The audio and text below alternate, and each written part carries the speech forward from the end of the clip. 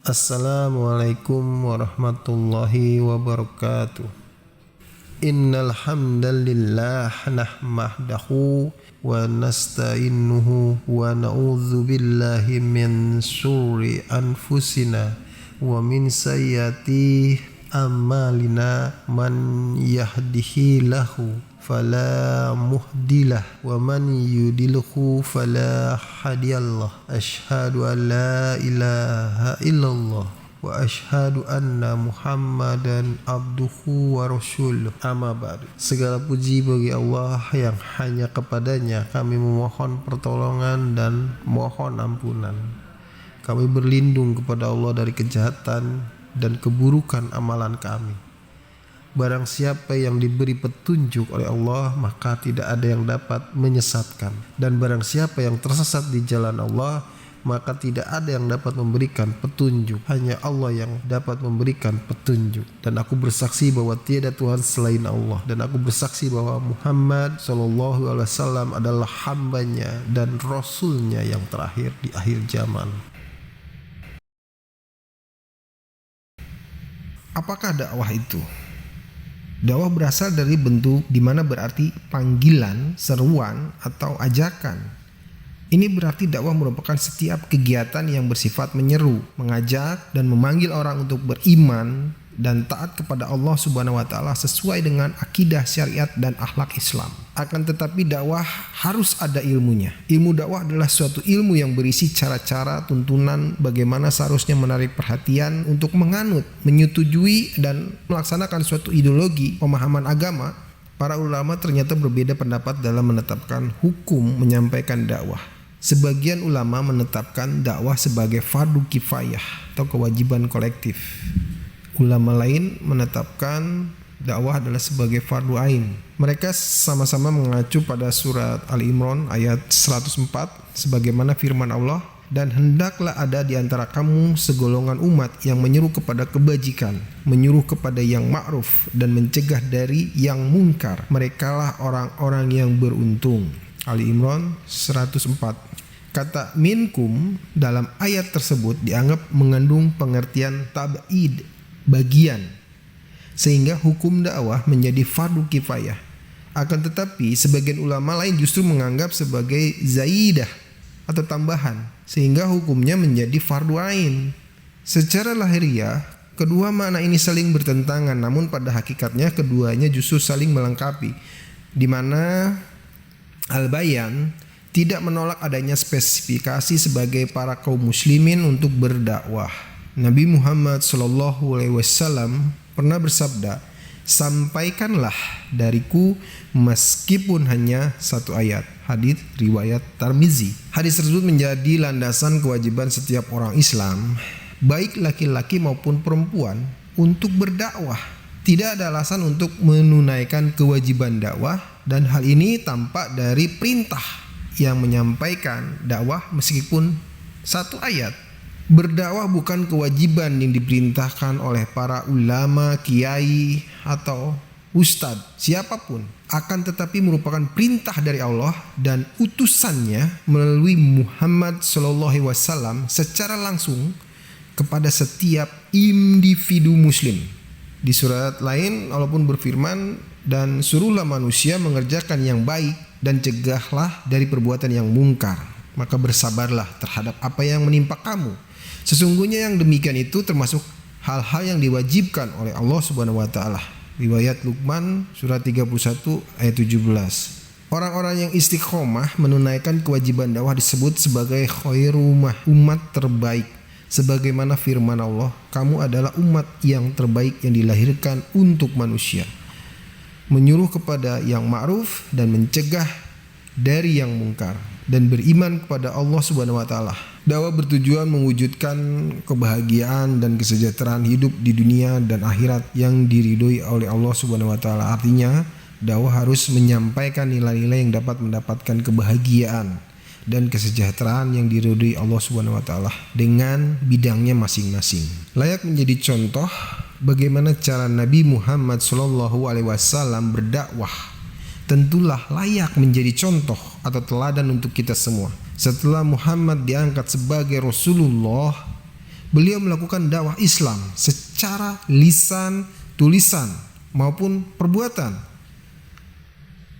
Nabi Muhammad SAW memulai dakwahnya kepada istrinya, keluarganya, teman-teman, karibnya, sahabat. Yang mula-mula dakwah ini dilaksanakan secara sembunyi-sembunyi karena situasi dan kondisi pada waktu itu masih belum memungkinkan dalam penyampaian dakwah secara terang-terangan.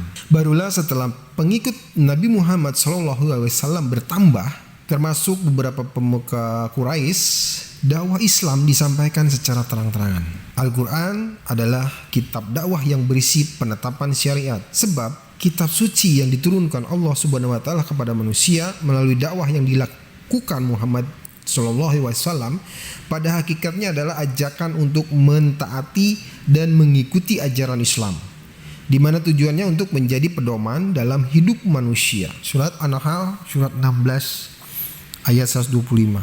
Allah berfirman, "Serulah manusia kepada jalan Tuhanmu dengan hikmah dan pelajaran yang baik, dan bantalah mereka dengan cara yang baik. Sesungguhnya Tuhanmu dialah yang lebih mengetahui tentang siapa yang tersesat dari jalannya, dan dialah yang lebih mengetahui orang-orang yang mendapat petunjuk."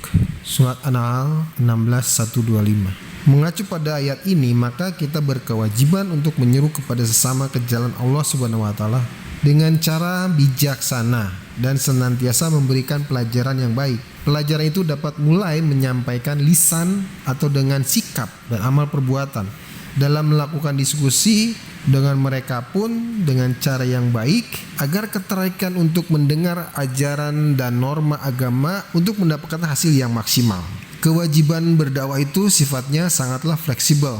Hal itu karena pelaksanaan dakwah tidak ditujukan kepada satu komunitas saja, namun bersifat umum dengan tidak meninggalkan sifat kekhususannya. Selain sebagai fardu ain, juga hukumnya fardu kifayah. Berdakwah hukumnya wajib, ditujukan kepada setiap orang yang mengaku muslim dengan memberikan petunjuk dan berita gembira. Akan tetapi untuk penyelenggaraannya hendaknya ada tenaga ahli yang khusus dari kalangan umat Islam yang memang mendalami bidang tersebut secara profesional. Untuk menciptakan suasana kondusif dari kedua hukum tersebut, maka antara dakwah yang dilakukan secara kolektif dan individu harus saling melengkapi. Dakwah yang dilaksanakan secara individu hendaknya memberikan dukungan kepada pihak yang memang benar-benar terjun ke dalam bidang ini secara profesional. Jangan sampai karena adanya dua bentuk hukum, berdakwah ini menjadikan umat Islam terpecah, apalagi sampai tidak peduli dan merasa tidak berkewajiban untuk menyampaikan dan melestarikan ajaran Islam. Kegiatan dakwah harus benar-benar fungsional dan mempunyai peranan transformatif. Dalam kaitan ini, dalam rangka mewujudkan konsep tersebut, maka seorang dai harus mempunyai bekal atau persiapan diri dalam menjalankan misinya. Kita patut mencontoh keberhasilan Nabi Muhammad SAW dalam perjalanan dakwah Islam yang dilakukan melalui 3 tahap transformasi. Tahap pertama, transformasi sosial, di mana dakwah Nabi Muhammad SAW dimulai dari masyarakat jahiliyah ke masyarakat Islam. Tahap kedua, transformasi sosial kuantitatif, yaitu dengan mengadakan ekspansi hingga keluar ke Jazirah Arab. Sedangkan tahap ketiga adalah transformasi peradaban dengan menyerap nilai-nilai peradaban Yunani, Romawi, Persia, Cina dan sebagainya, yang menjadikan Islam sebagai pusat peradaban dunia. Keberhasilan tersebut dapat dicapai karena dalam jiwa Nabi Muhammad SAW telah tertanam konsep berjiwa besar, teguh, ulet, bersih dan tulus lahir batin, serta memberikan manfaat tanpa pamrih. Pengembangan daya nalar, aktivitas dakwah yang dikembangkan tidak hanya pengembangan daya sadar atau atas kehadiran Allah Subhanahu wa taala, namun harus pula diarahkan pada pengembangan daya nalar diri sendiri. Ini berarti dakwah dituntut tidak hanya bermisi kepada pengembangan kesadaran, menanamkan konsep agama pada jiwa semata, namun ia harus mampu mengembangkan daya nalar objek dakwah agar tidak terjadi kepincangan dalam masyarakat. Di samping itu, para aktivis dakwah harus berusaha untuk mengolah materi dakwah semenarik mungkin, sehingga memikat minat pendengar, mampu memotivasinya dalam menyampaikan dakwah kepada manusia, pada umat. Harus menyadari jika manusia itu adalah makhluk yang terdiri dari unsur jasmani, akal serta jiwa, sehingga mereka harus dipandang, dihadapkan dengan keseluruhan unsur-unsur yang dimilikinya. Materi dakwah tidak harus dengan mempergunakan bahasa yang tinggi, canggih, dekik-dekik sehingga memenuhi syarat, namun yang sangat penting adalah beberapa upaya untuk membahas ajaran-ajaran agama sesuai dengan tingkat kecerdasan objek dakwah. Oleh karena itu, dakwah sedapat mungkin menggunakan bahasa sederhana dan komunikatif, artinya mudah untuk diketahui, dipahami oleh objek dakwah. Dibutuhkan kecerdasan, kecakapan, kepekaan, dan kejelian dai dalam membaca kondisi objek dakwahnya. Kita tahu hari-hari ini media sosial telah menjadi fenomena yang semakin mengglobal dan mengakar. Keberadaannya nyaris tidak bisa dipisahkan dari kehidupan manusia. Sebagaimana bentuk aplikasi dalam komunikasi secara virtual, media sosial merupakan hasil dari kemajuan teknologi informasi dan komunikasi.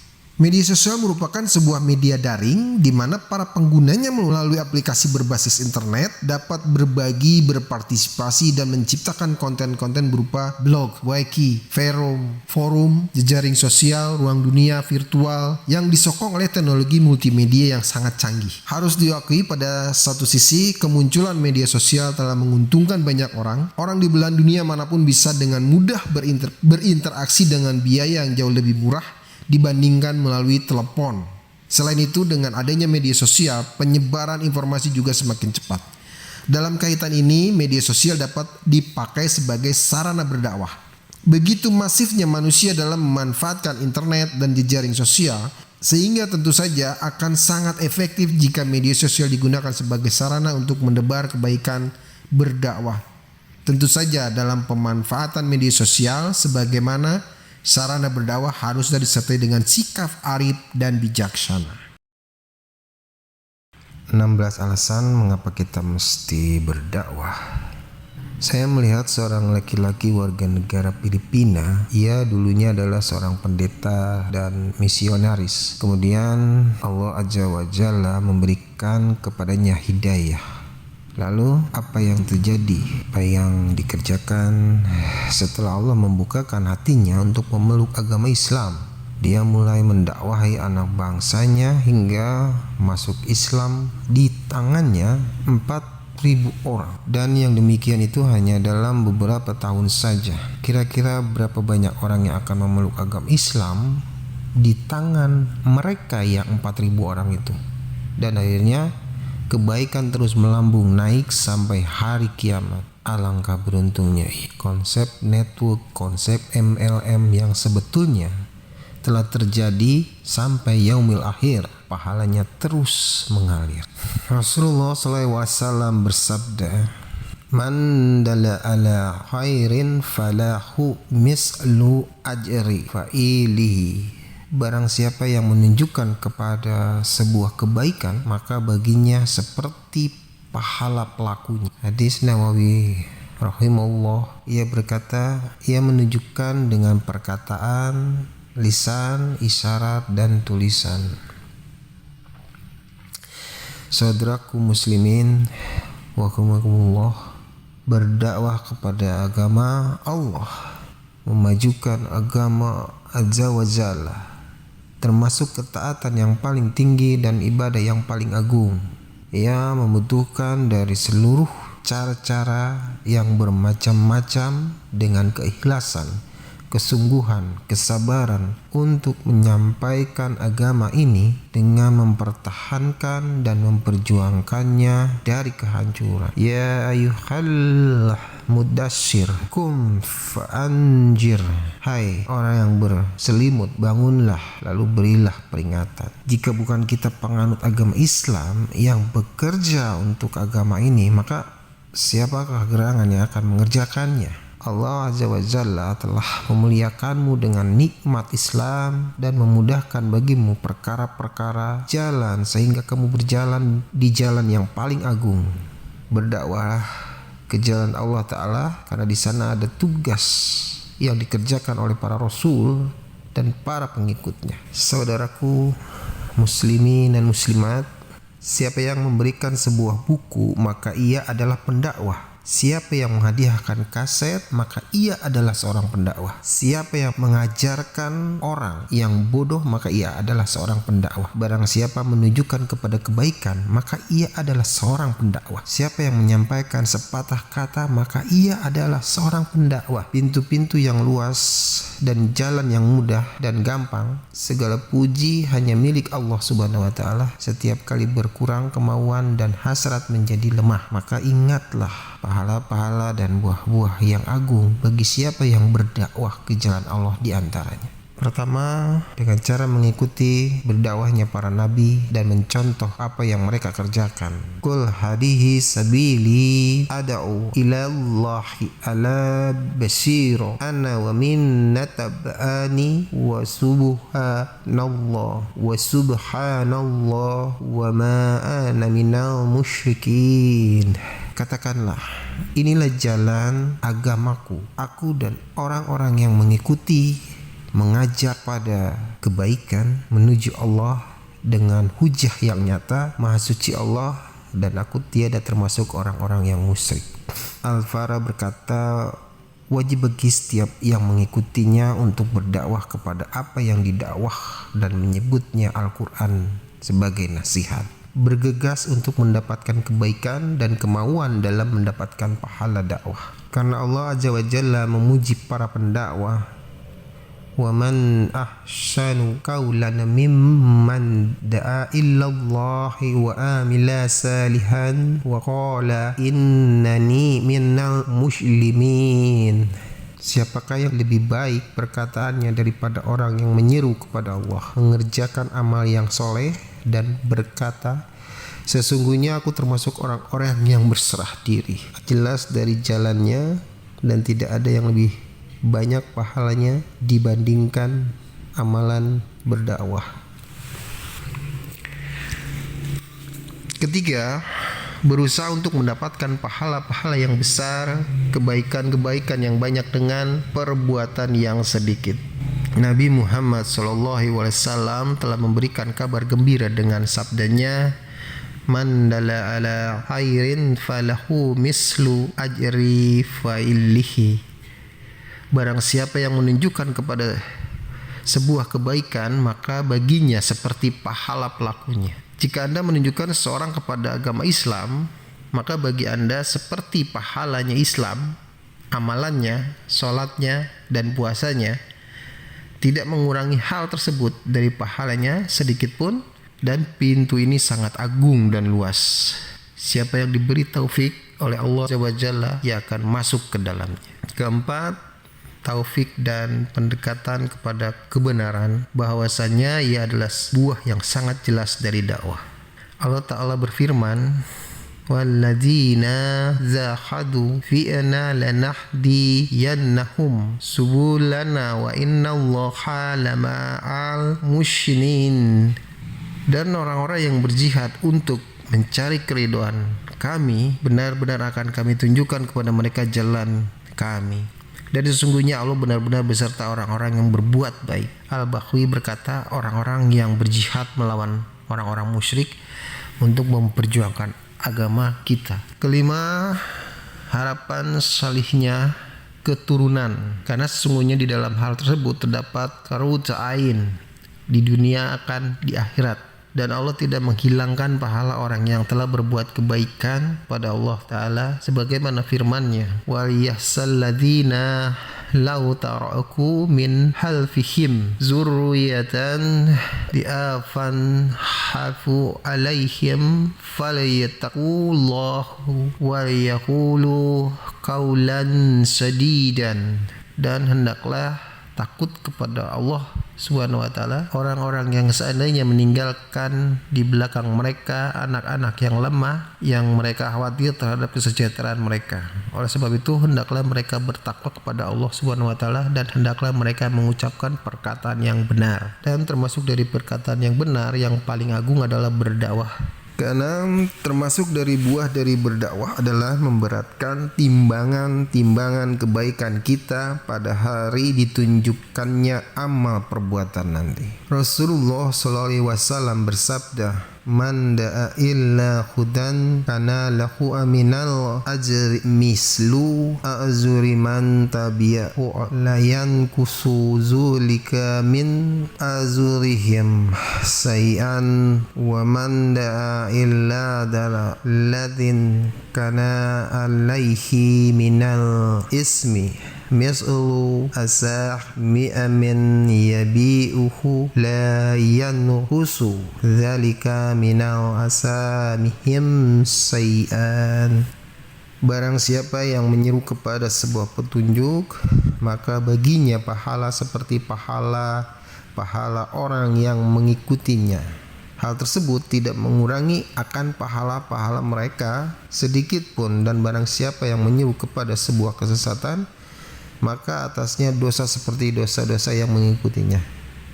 Hal tersebut tidak mengurangi dari dosa-dosa mereka sedikit pun. Ketujuh, melakukan dakwah merupakan sebagian dari sebab-sebab kemenangan dan keberuntungan di dunia dan akhirat. Allah Ta'ala berfirman, "Wal asri innal insana lafi husri illal ladzina amanu wa amilus solihati wa tawasaw bil haqqi wa tawasaw bil sabr." Demi masa, sesungguhnya manusia itu benar-benar dalam kerugian, kecuali orang-orang yang beriman dan mengerjakan amal soleh dan nasihat menasehati. Kedelapan, berdakwah kepada agama Allah termasuk dari sebab-sebab yang mendatangkan kemenangan melawan musuh-musuh. Allah Ta'ala berfirman, "Ya ayyuhalladzina amanu in tadassurullah yansurkum wa yusabbat aqdamakum." Ya ayyuhalladzina amanu in tunsurullaha yansurkum wa yusabbat aqdamakum. Hai orang-orang yang beriman, jika kamu menolong agama Allah, niscaya Dia akan menolongmu dan meneguhkan kedudukanmu. Karena dengan dakwah maka Allah akan disembah sesuai dengan yang disyariatkannya. Kemungkaran akan hilang dan akan tumbuh di dalam umat ini rasa kemuliaan. Kesembilan, dengan berdakwah kepada agama Allah maka akan didapatkan kedudukan yang tinggi. Syekh Abdurrahman As-Sadi rahimahullah berkata, dan kedudukan ini yaitu kedudukan berdakwah adalah kesempurnaan bagi orang-orang siddiq yang telah menyempurnakan akan diri mereka, dan selain mereka akan mendapatkan warisan yang sempurna dari para rasul. Kesepuluh, dari buah hasil berdakwah adalah salawat Allah, para malaikatnya, dan penduduk langit dan bumi atas mengajar manusia kebaikan. Karena apa yang ia sampaikan hanyalah ilmu yang diwarisi dari firman Allah Ta'ala dan sabda Rasulnya.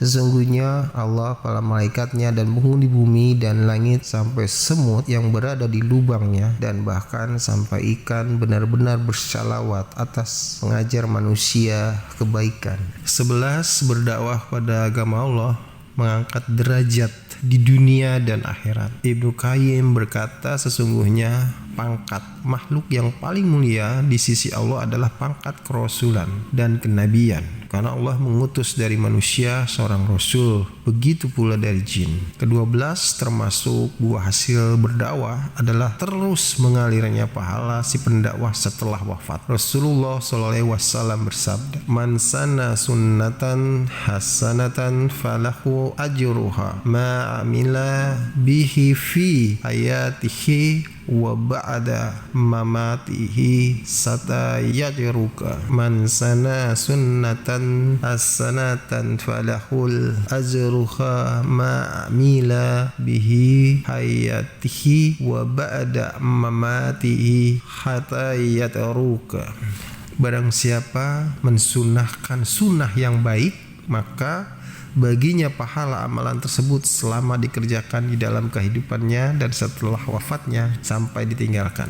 Rasulullah SAW bersabda, "Idza matabna daman kata anhu amaluhu illa min salasin sadaqatin jariyatin u ilmin yuntafa'u bihi awaladin syalihin yada'u lahu." Jika seorang anak keturunan Nabi Adam meninggal, maka terputus amalannya kecuali 3 perkara, dan salah satu diantaranya adalah ilmu yang bermanfaat. Ke-13, kecintaan Allah Azza wa Jalla bagi siapa yang memperjuangkan agamanya dan menyampaikannya risalahnya sesuai firman Allah, "Wa man ahsanu qawlan mimman da'a ilallahi wa amila shalihan wa qala innani minal muslimin." Siapa yang lebih baik perkataannya daripada orang yang menyerukan kepada Allah, mengerjakan amal yang soleh dan berkata, "Sesungguhnya aku termasuk orang-orang yang berserah diri." Beliau berkata, dia adalah orang yang beriman, menerima seruan Allah, lalu menyerukan kepada manusia apa yang ia telah terima, dan dari seruan tersebut lalu ia beramal soleh ketika menerimanya, maka orang ini adalah orang yang dicintai oleh Allah SWT dan ia adalah wali Allah. Ke-14, dari buah hasil berdakwah yang dicintai, yang disenangi oleh jiwa dan melapangkan dadanya, dan juga menolong untuk selalu terus berdakwah dan mampu melawan dalam keadaan yang sempit, yaitu seperti doa Nabi Muhammad SAW agar terang wajah bagi yang menyampaikan sabda beliau, "Nasrallahu ra'an sami'a maqalati fanalla ghawha." Allah mencerahkan wajah seorang yang telah mendengar perkataanmu lalu menyampaikannya. Maka berbahagialah orang yang merasakan doa ini dan mendapatkan bagian darinya. Ke-15, doa Nabi Muhammad SAW agar mendapatkan rahmat bagi siapa yang menyampaikan sabda beliau, termasuk hal yang paling agung yang membantu untuk selalu berjalan dengan semangat. Allah merahmati seorang yang telah mendengar dariku sebuah hadis, lalu ia menghafalnya, kemudian ia sampaikan kepada orang lain. Dan di zaman sekarang terkumpul syarat-syarat untuk menyampaikan Al-Quran, seperti kaset-kaset bernuansa Islam telah tersedia agar disampaikan kepada orang yang berdakwah dalam keadaan yang sempurna, yang baik. Secara network bisa berbagi link, share YouTube, video, TikTok, media sosial dan sebagainya, yang memungkinkan kita bisa berdakwah dan mengajak seluruh manusia dan umat untuk mempelajari agamanya Allah. Ke-16, berdakwah kepada agama Allah adalah sedekah dari beberapa cara sedekah terbaik. Allah Ta'ala berfirman, "Allazina yu'minuna bil ghaibi wa yuqimuna sholata wa mimma razaqnahum yunfikun." Yang artinya mereka beriman kepada yang gaib dan mendirikan sholat dan menafkahkan sebagian rezekinya yang kami anugerahkan kepada mereka. Alasan berkata termasuk infak yang paling afdol adalah infak ilmu. Aku memohon kepada Allah Jalla menjadikan kita dari para pendakwah kepada agama Allah SWT, memberikan kepada kita seluruh keikhlasan di dalam perkataan dan perbuatan.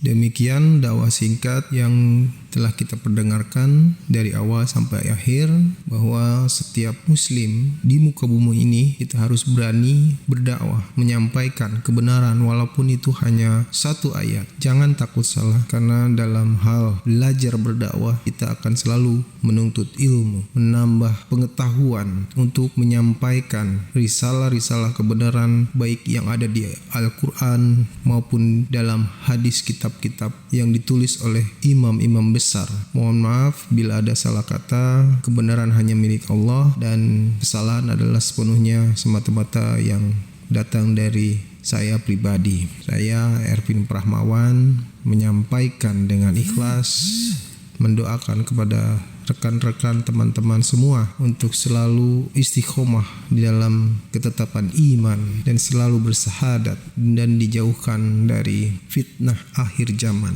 Akhir kalam, subhana rabbika rabbil izzati amma yasifun wassalamun ala mursalin walhamdulillahi rabbil alamin.